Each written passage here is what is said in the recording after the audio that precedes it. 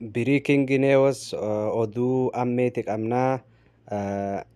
Warroonni kanaan dura rakkachaa turtan, warri xalabaan dhuftan, warri gartee baasabooraan dhuftan, warri gartee ziyaaraa biyya tana dhuftan, warri umraa biyya tana dhuftan, lasbaaseen amma eegaltee yookaan waraqaan koominiitiirraa ta ittiin tikeetii muratan kan eegalamee jiru warra gartee safaaraa, warra ziyaaraa dhufee fi warra xalabaarraa bade, warra waan adda addaatiin walumaa galaa warra karaa seeraatiin dhufee badee fi warra gartee galuu barbaadu hojiin eegalamee jira. Hojiin amma jiru kan warra baharaan dhufee osoo hin ta'in kanaan dura kan ture akkuma yaadattu namni hundinuu warra koominiitiin yookaan safaaraanis warri embaasiidha warroottan karaa seeraan dhufee bade deebisuu turan hin baasaniif turan. Lasbaasee jechuun namuu ni beekna.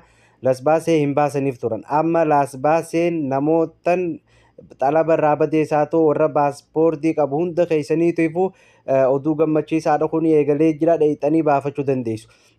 Kuni oduu qabatamaadha jechaadha. Inni warri baharaan dhufe ammootu warri baharaan dhufe wanni inni ta'u waraqaa mana hakimaa baafata. Waraqaa mana hakimaa baafata. Waraqaa mana hakimii hin barbaachisu.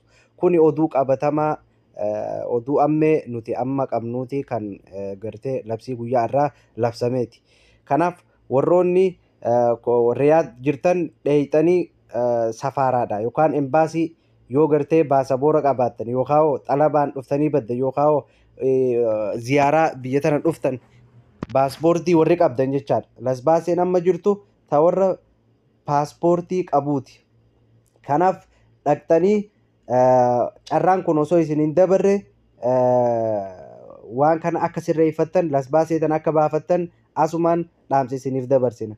Inni lammaffaa warroonni immoo baharaan dhuftan waraqaa mana hakimaadha kan gartee dhukkubsachuu keessan ragaan jiru qabattanii yoo dheeyxan daqiiqaa 30 keessa or daqiiqaa 40 keessatti akka waraqaa lasbaaseen isinii baatu warri embaasiidha gartee waadaa galanii jiranii jechaadha.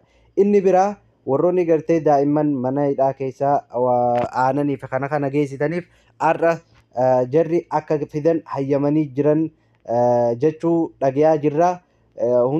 Hundumaafuu gartee warra sawwaaqatti adda baafattanii akka fuudhanii geessaniif warri immoo makiinaa qabdan dheeyxanii akka geessitaniif borurraa laaltanii kana oduun jiru. Wanna birallee jala buunee guyya guyyaadhaan isiniif himnu ta'a. Immoo ammatti warri lasbaasee baafachaa jiru kan warri embaasii keessummeessaa jiru warra karaa seeraatiin dhufee jechaadha. Warra seeraatiin dhufee badee kanaaf laayikii sheer godhuudhaan wal biraan ga'a.